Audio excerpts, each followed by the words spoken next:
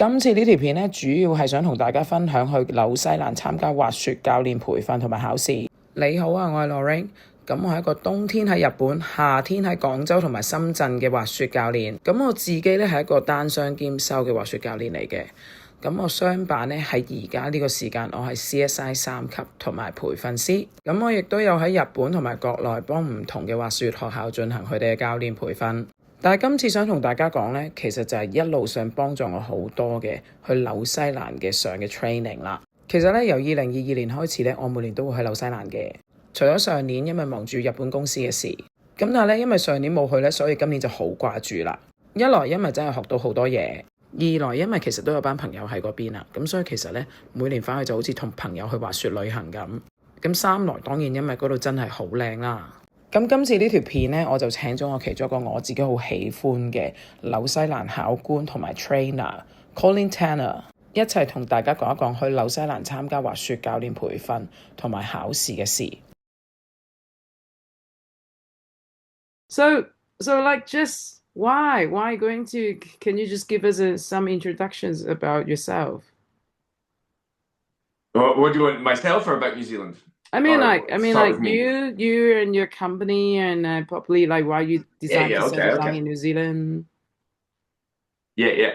So my name's Colin Tanner, and I have been working down here in New Zealand since 1995. I came down here chasing the winter. I did some winter seasons over in France and Austria, and then I thought I'd come down to New Zealand, and it was everything I expected it to be. It was amazing. And I have been here ever since. I work up at Coronet Peak and the Remarkables. And yeah, it's absolutely fantastic.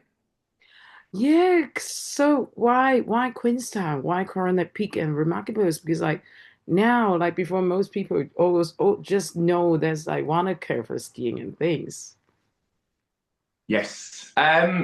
Queenstown, I don't know, if you've never been, Queenstown is just an amazing place. It has got a vibe about it. There's loads of, especially in the winter, everyone's skiing, snowboarding, and it's just really lively, it's exciting. And yeah, it's just a great place to hang. At the same time, I say it's lively and exciting, but it's still quite rural, it's still quite quiet. The roads are really busy these days, so you got to watch out for that. But yeah, it's just got a really, really good vibe. Nice. So like what would be like, then you start SITCo, right? The your training company.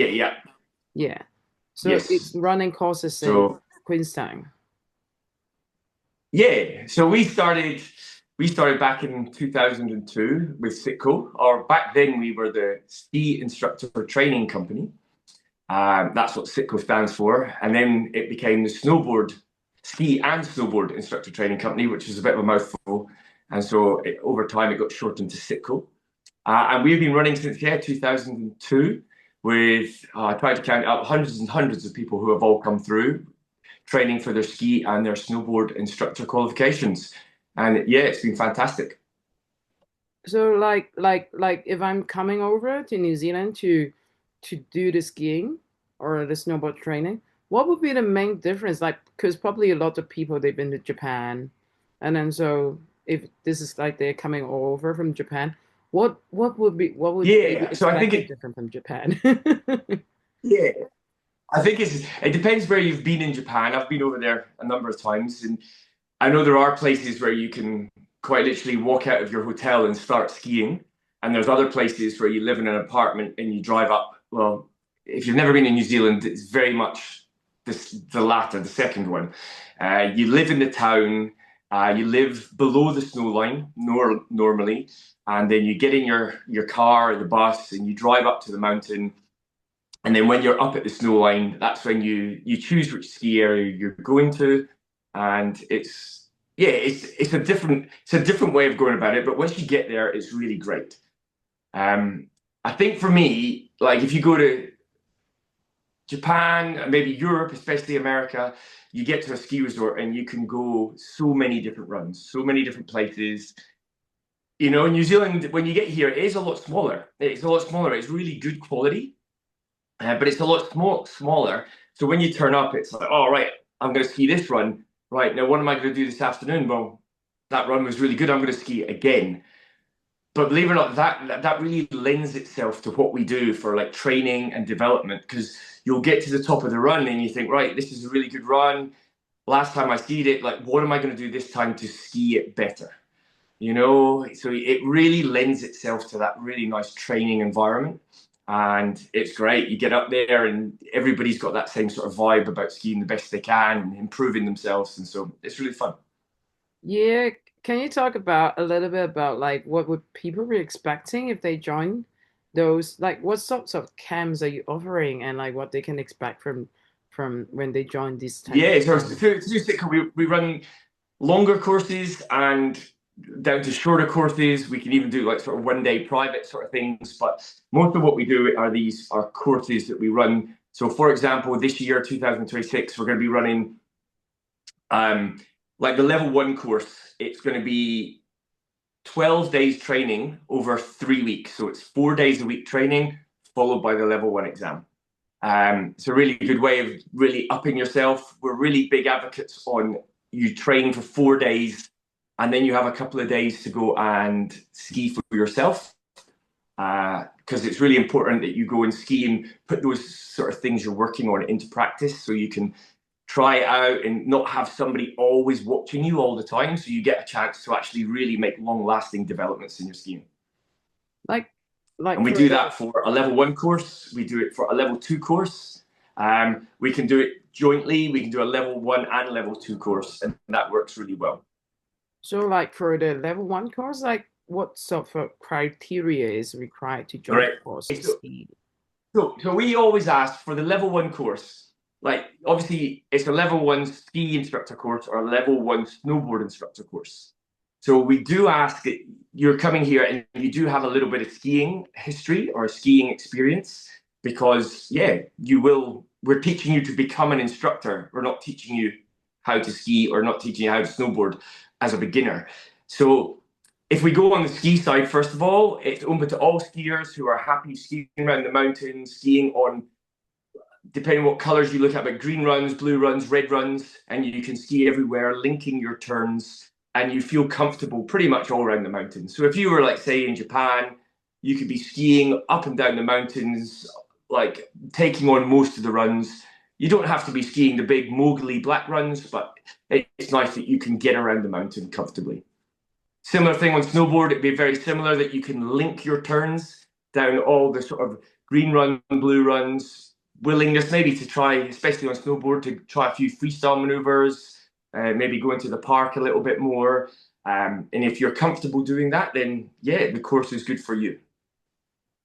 Well, just to be honest, like this sounds like someone who is about to join the level 1 exam already. Like, who's that? Yeah, a lot of people are doing that, mate. Yeah. So obviously, to the level 1 exam itself, and you're going to get assessed on your skiing, your teaching, and your ability to sort of understand and demonstrate skiing. So I think for people to be realistic, it is good for them to come in with a little bit of skiing experience, if they are going to be serious about sitting the exam. If people are coming in and, you know, say, for example, somebody says, oh, I've only been skiing 3 weeks. We're like, okay, well, I'm going to have to ask you a little bit more about like how much you skied, and like, is that 3 weeks every day on a mountain in Japan, or is it 3 weeks just on the beginner's hill every Friday afternoon in an indoor center? So it's going to be important if we're going to be realistic about getting the qualifications and getting the level 1, then I do think you need to have a little bit of skiing experience. And then, so if I know how to ski, then I come over for the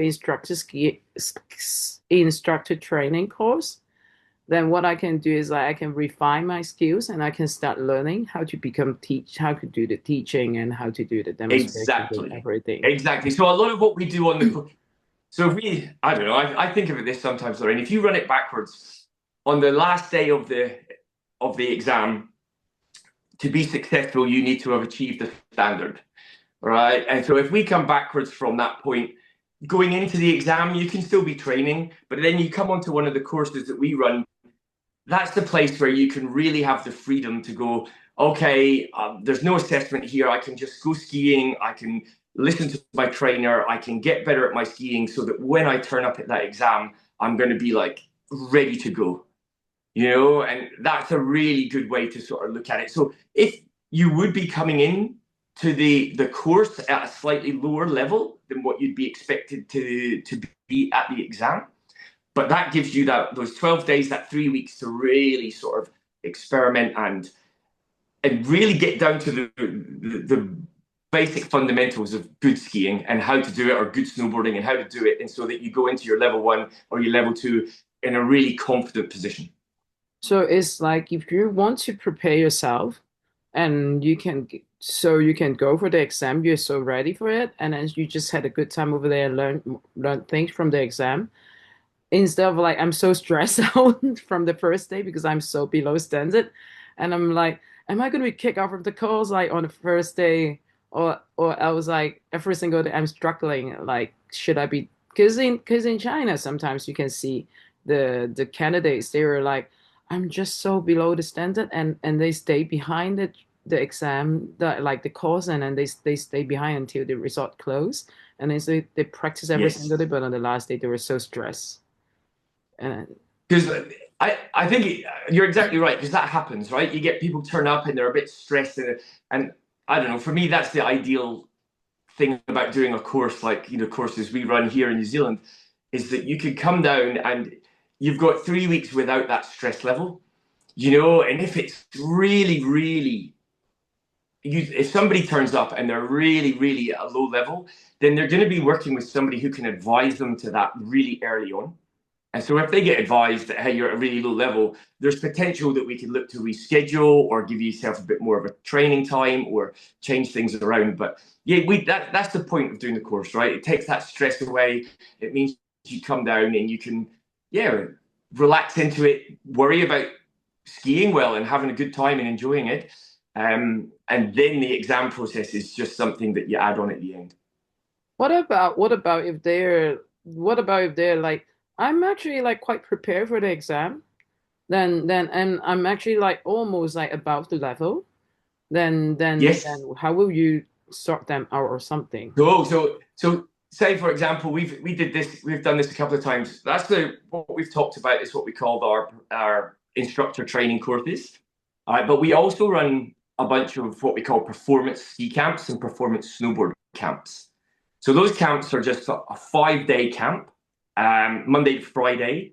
And so if you're at the level, but you just want to polish things up and make sure, you know, things are going better, or you think you're about the level, that's a really good option. You can come in a week early, we'll put you through your paces Monday to Friday, and then you get some good solid feedback, and then bump into the next week and off you go, and you've got the exam the very next week. So you kind of do the whole thing, the training, 5 days, exam 5 days. It's a 2-week process.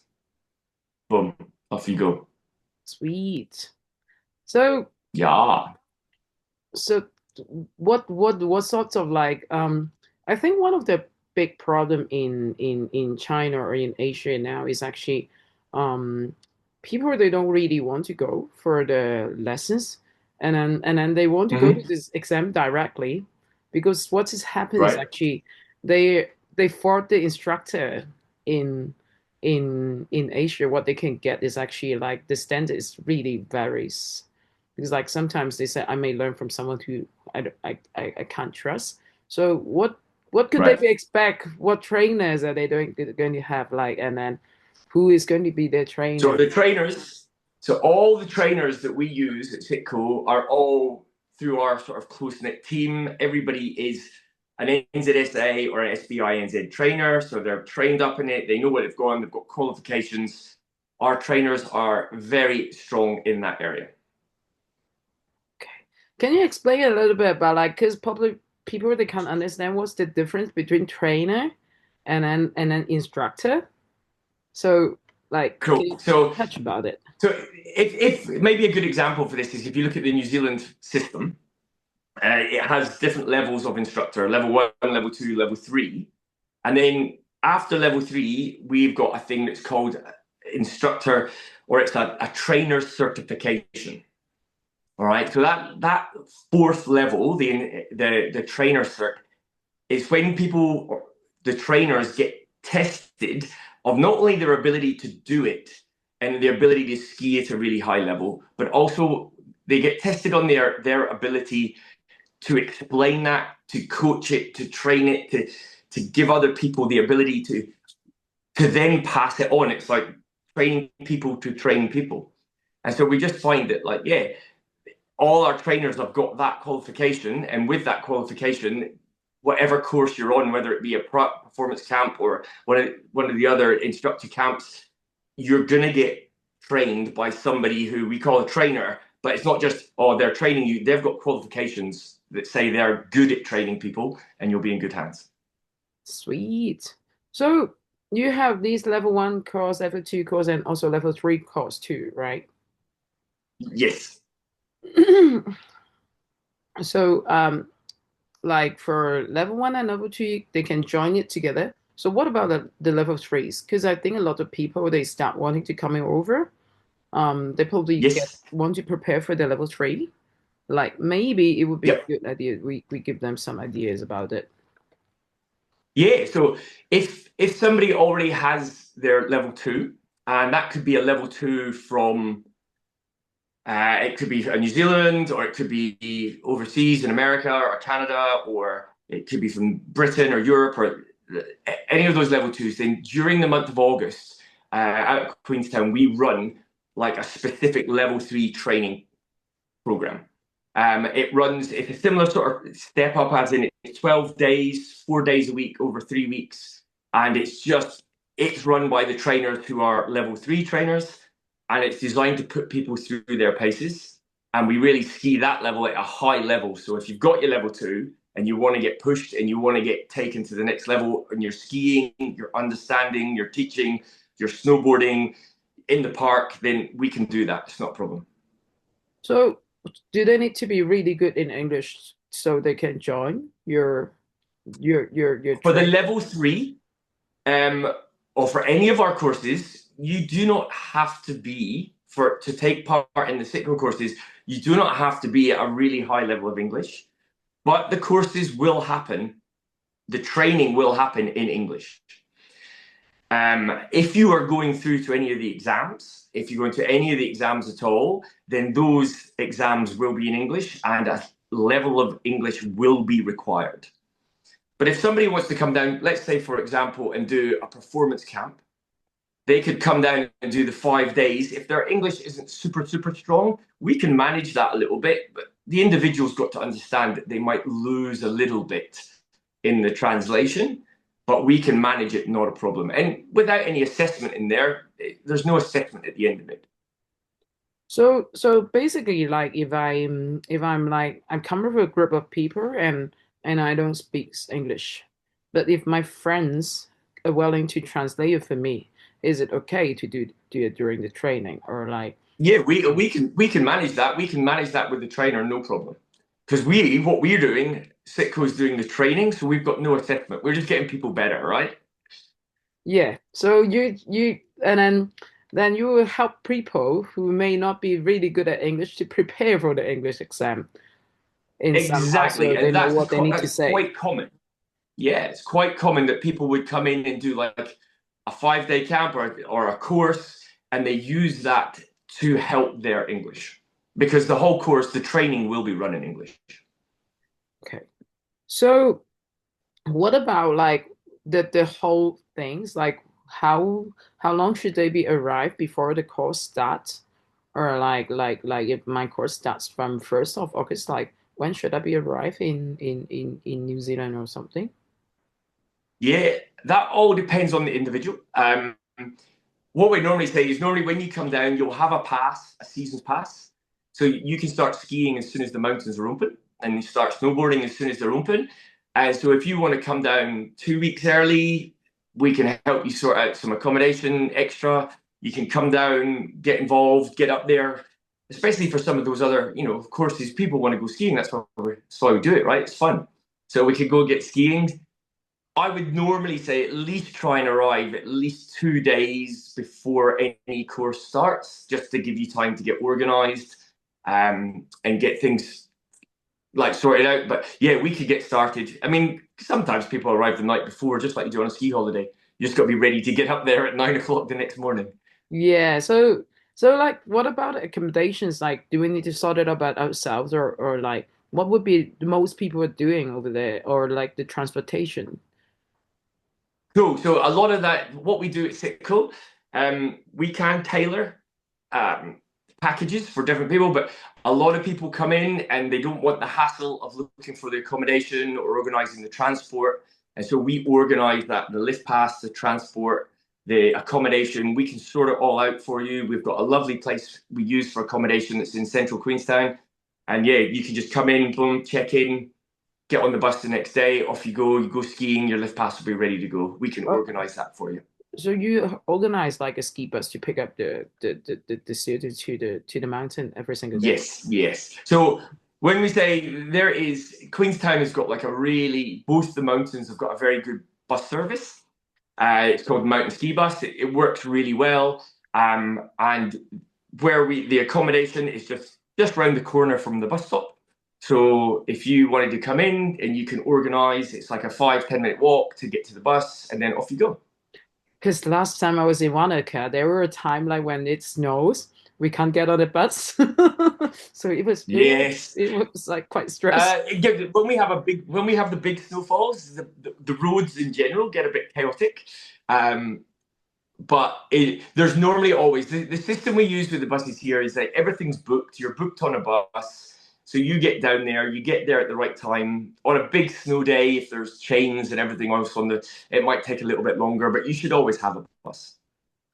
Okay. And that transport is available for people on the training days and on their non-training days as well. So, and you can choose whether you go to Coronet Peak or the Remarkables. You just book it in advance and then off you go.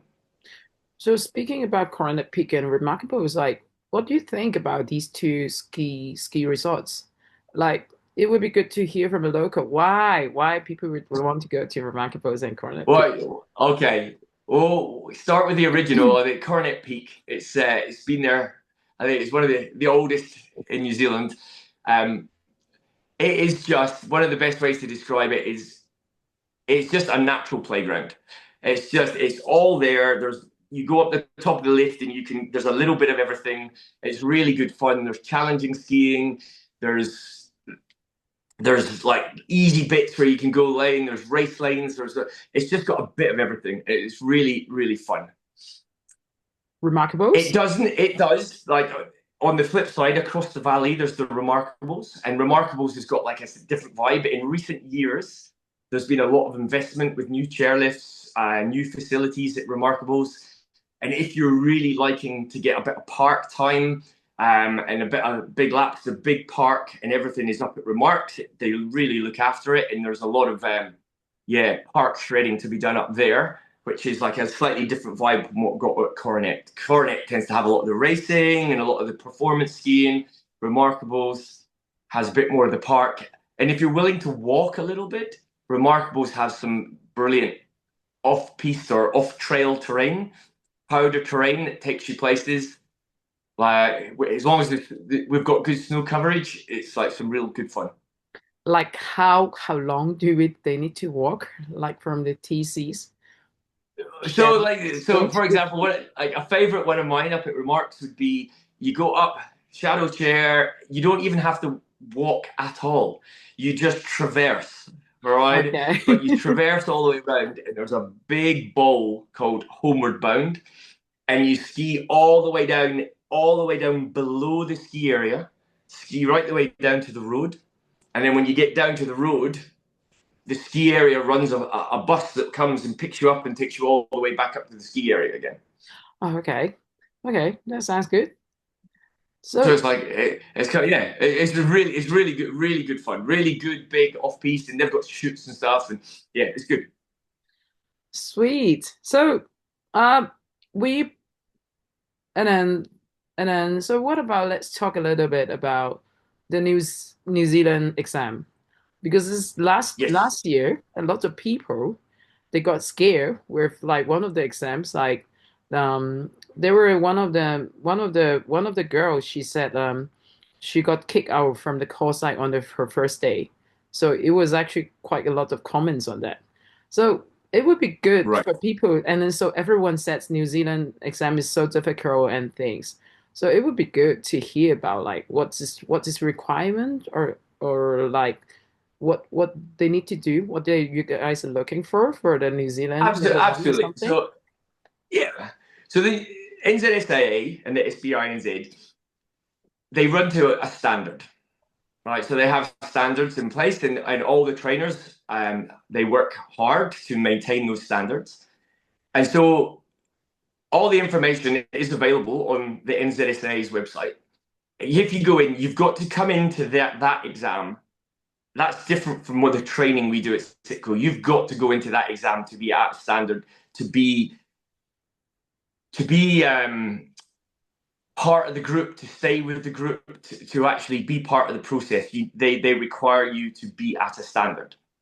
So if you go in and every now and again somebody comes in and they're like, if I take skiing as an example, it says that you've got to be able to ski parallel, linking your turns around the mountain on blue, green runs and red runs.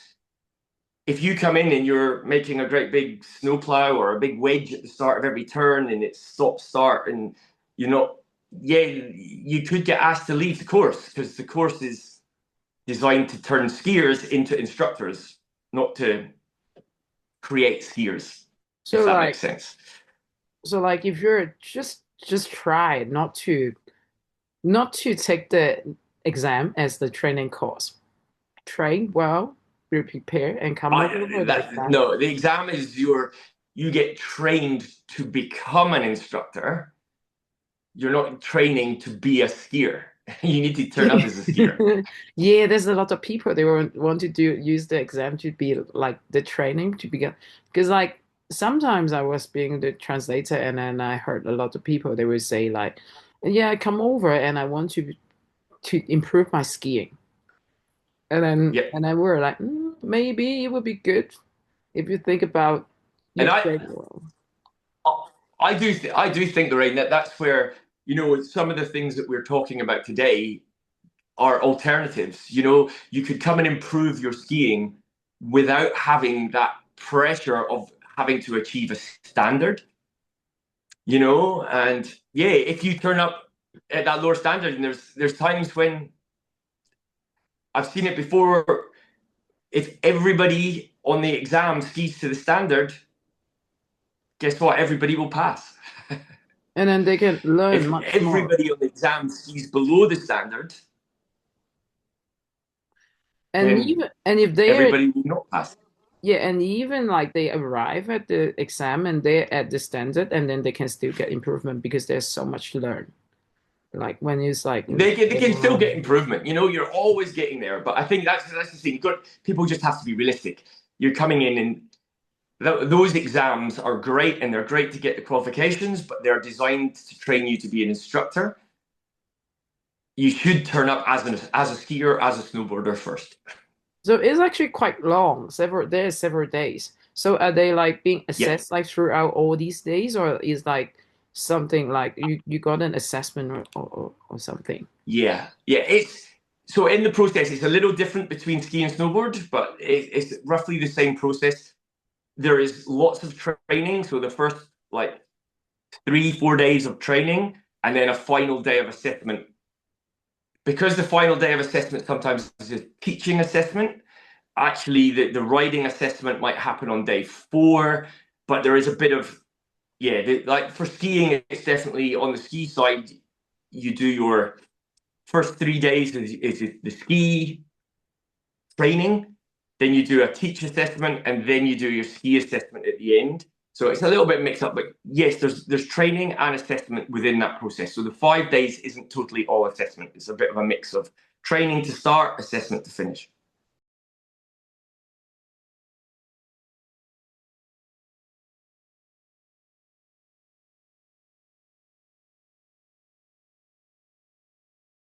So at this moment in time, level 1,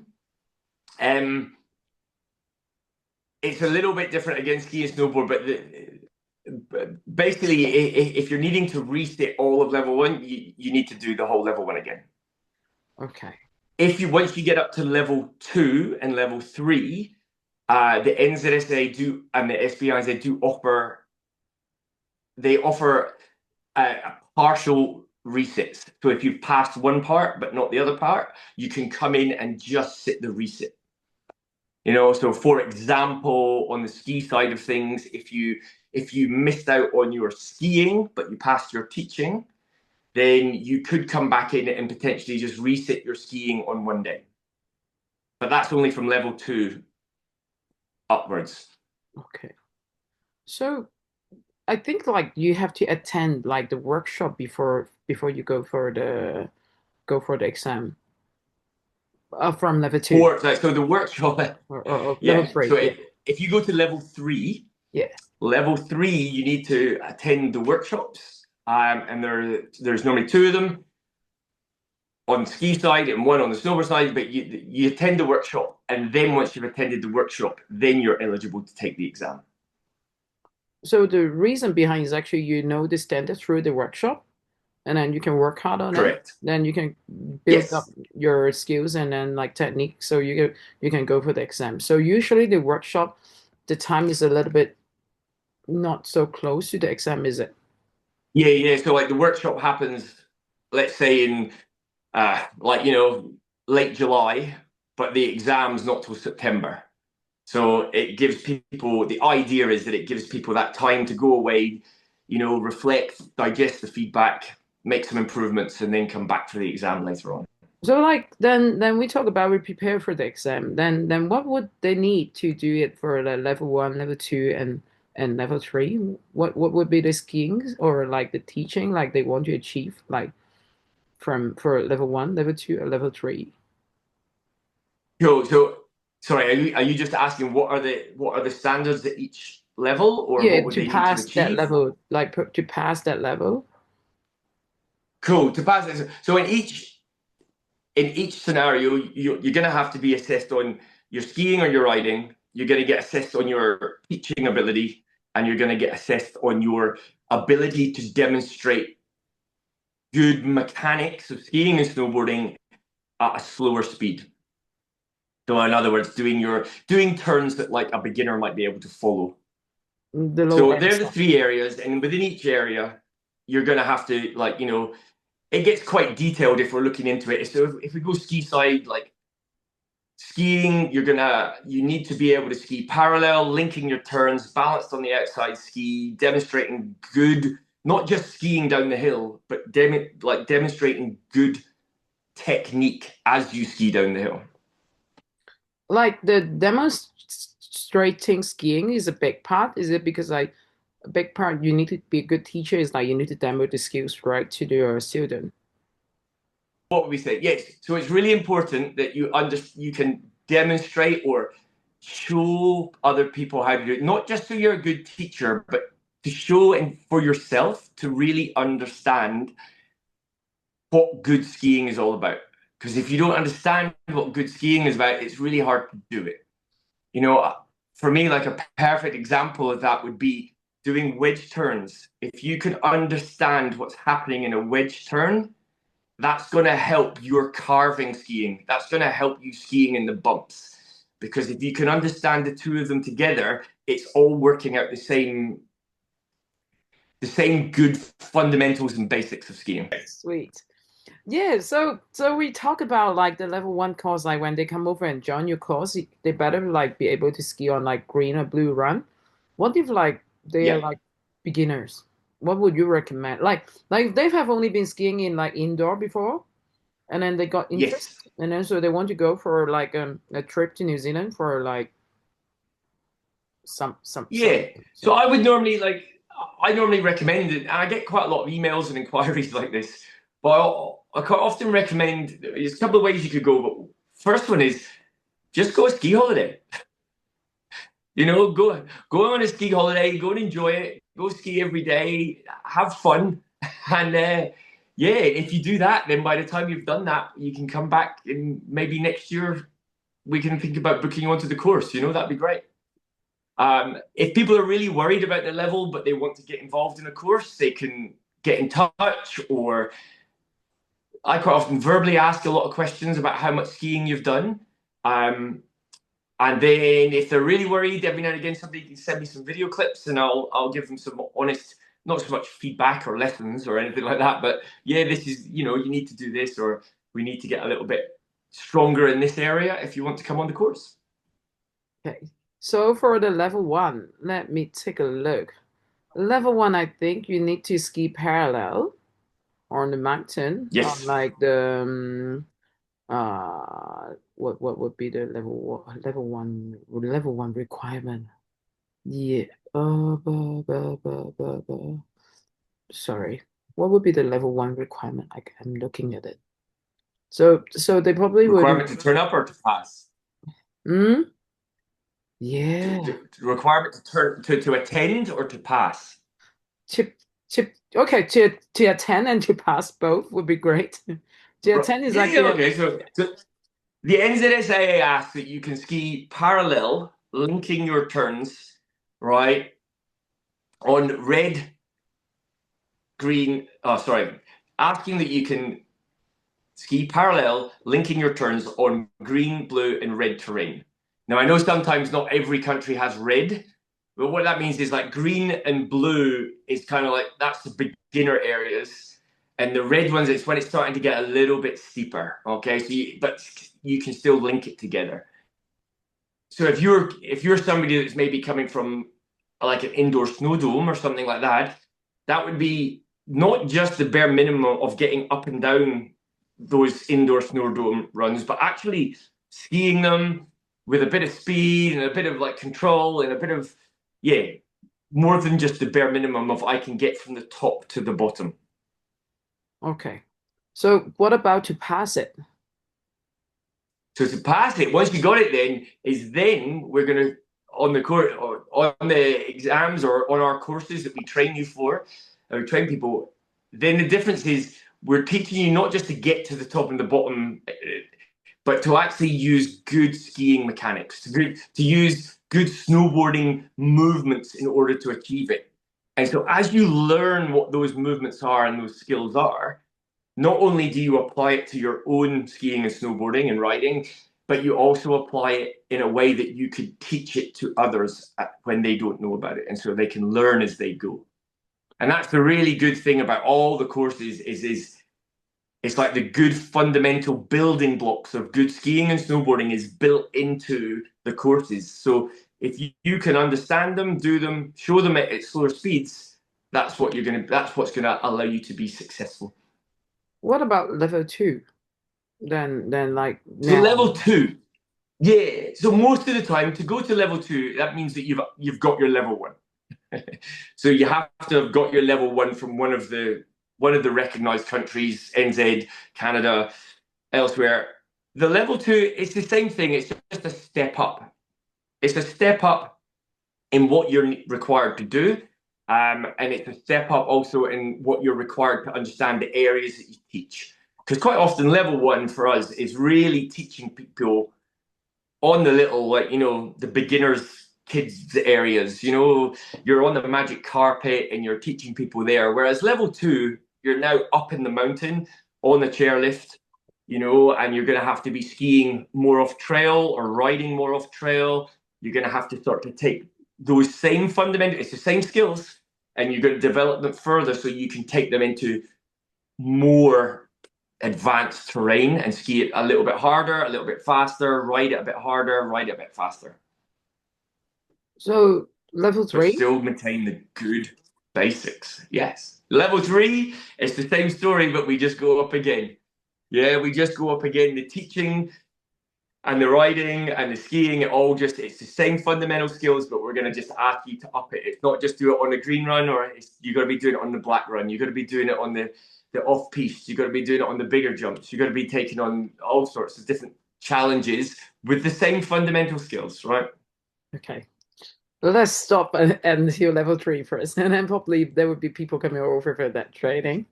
So yeah, so what I want to ask is actually like because like you offer like courses for level 1 and 2. Is it possible if they come over and then they can get both level 1 and 2 in one row? Or maybe like I'm to be honest, I'm not so interested in becoming an instructor, but it would be great because I'm Asian and I like to have some certifications. So Yeah. So I would definitely say that if you wanted to come over, level 1 and level 2 in one season is realistic. It gets done regularly. It happens, and it is achievable. If somebody comes in, we talked about standards and levels. If somebody's in that lower level coming into a level 1, that's going to make it harder to be achievable in one season for level 2. So if you come in at the stronger end of level 1, then boom, boom, boom, boom, level 2 becomes very achievable. I hope that makes sense. yeah. So that is very doable. But it's very doable because we're building blocks. It's like you do your level 1, maybe go ski a little bit more, come back the next season, do your level 2. That's a very common approach as well. So what about like I'm not really interested in becoming working as an instructor, but hey, I can get the certifications. So which camp should I join? Like the instructor camp or like the high performance camps? Cool. So I think there's two ways to look at this. One way is people come in and go, I don't really want to be an instructor, but I want to get the certification because for whatever reason, that's great. And then they get into the process. And once they're in the process, they actually start to learn that what they thought they knew about skiing and snowboarding wasn't right. And they're relearning how to ski and snowboard. And they really enjoy that process. And so actually all the teaching elements and the lower speed elements, they actually end up really enjoying. So even though their goal wasn't to become an instructor, the process of learning to teach and the understanding is really enjoyable. On the other side of it, the other way to look at it is there's people come in and go, you know what, I don't want to do the instructor thing. I don't want to be a teacher. I'll do the teaching stuff because I have to, but it's really the skiing that I want to do.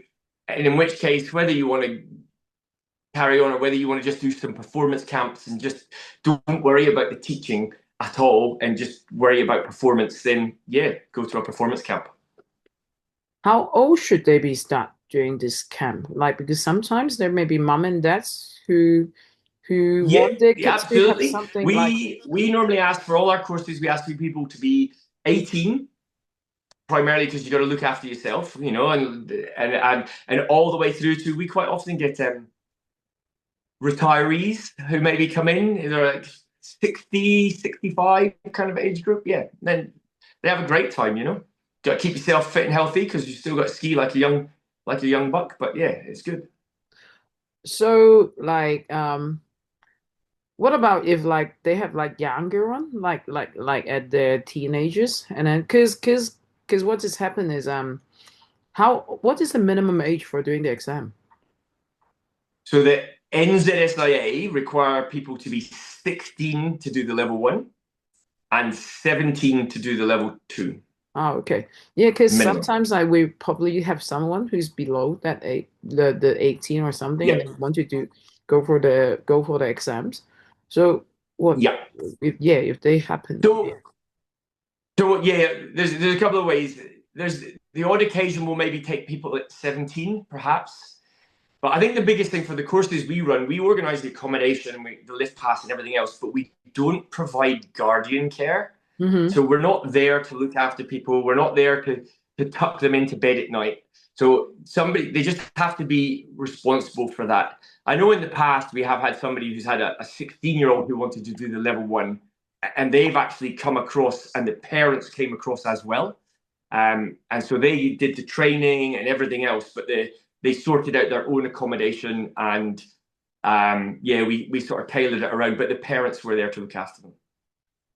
Yeah, but still, like if they can take care of themselves and they can behave like an adult, then after assessment, then probably they can join the class. You got to remember, so you've got to be, like you say, at least minimum 16 before you can even think about the exams. For us on our courses, if you're using our accommodation, I'd ask people to be 18. Okay. Okay. But if they're younger, like if you had a whole group that was a bit younger, we could like, we could definitely create tailored custom make solutions. something for them. Yeah. Yeah. Okay. That one I asked for those like families who's like mom and dad asked for the kids. And then, oh yeah, I heard about that and I really want them to do. And I've been asked quite a few times for that sort of 14, 15-year-old. And yeah, it's tricky because I don't actually know of anyone that runs anything that's specifically aimed at that. But like some of the race camps run them, but it's for racing, purely racing or competition. Just for general improvement, I don't know of any.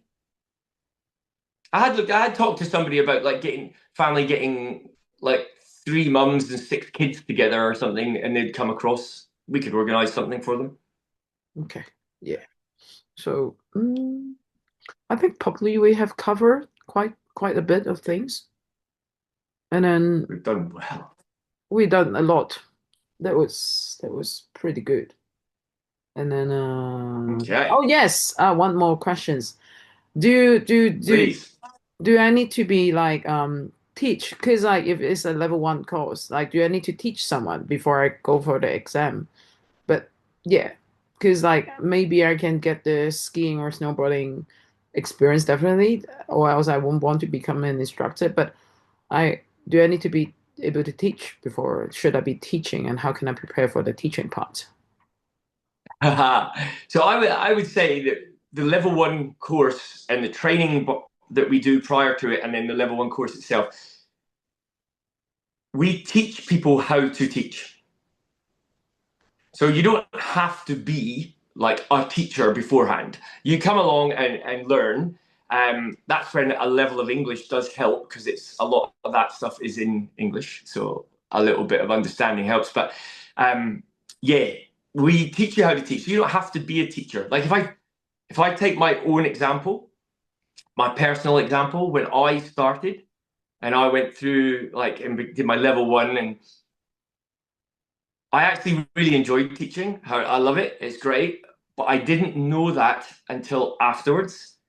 But when I look back now, some of the things I did when I was younger, I was like, oh, actually, yeah, I did. I can now recognize that I enjoyed teaching, but I didn't know that I enjoyed it until I became a teacher, a ski teacher. Okay. I get it. I get it. But yeah. I think I get it. I felt that too. Yeah. Yeah. Yes. Because as you know, there's something special about, watching somebody go through an experience of not being able to do it to then being able to do it, and then not only being able to do it, but being able to do it with a massive big smile on their face and enjoying it. So, and you kind of stand there and you go, that was kind of partly me. That was kind of fun. Yeah. So like level 1, you teach the like obviously they have never been teaching a lot. A lot of the people going for a level 1, they have never been teaching before. But level 2, like I know you do these like in one row, but what about, would it be difficult for those people who come over for like a level 1 and level 2 course, like if they ski strong? Because sometimes no, I don't think. Yeah, no, I don't think so. I think so. It's like the art of teaching, as it gets called in the NZSIA manual. It is something that you can learn it. You can learn how to do it. You got to understand it, and quite a lot of the actual course and the exams are focused on getting people learning how to teach. Even for level 3, and how to teach well. What about for level 3? Especially at level 3. Especially at level 3. How? Okay. Yes. I'm I'm going to buy it. Okay. That'd be good. But that is it. Is a lot of that stuff at level 3, and you've probably heard there's lots of people sometimes struggle to get across at the teaching side of things, and it's hard. But you know what? That's it. They're gonna be good teachers when they come away with their level 3, and they can train it. Well, because what has happened is actually now some of my friends and some of us, and then we got like some young kids. Well, they're now like because we start coaching them or we start teaching them when they were like 14, 15 years old, and then now after or maybe like 11 or 12, and then now they're going for after they got their level 2 and they're going for level 3. And some of them they pass the Yeah. skiing, but the teaching part is a bit more difficult because like they have never been taught before. Yeah, well, They've I mean, never that's good, teaching you in their know? life before. But they're like mom and dad send them to us like when they were really kids. So level 1 and level Yes. 2 in my system, I do the Canadian system. So level 1 and level 2, they can still prepare for it. But until level 3, it would be more difficult because they have never been teaching before. Yeah. Yeah, and that's hard. That's hard. But I mean, the good thing about all those teaching skills, if you want to call it that, they're transferable. Like it's not just skiing. Like once you understand how a human learns, you could apply that to any sport, business, any scenario, anywhere where you have to actually, if you understand how people learn and absorb information and then give it back to you, that makes you more skilled, right? Yes, that's true. Okay. I think so. Yeah, I agree that. That's good.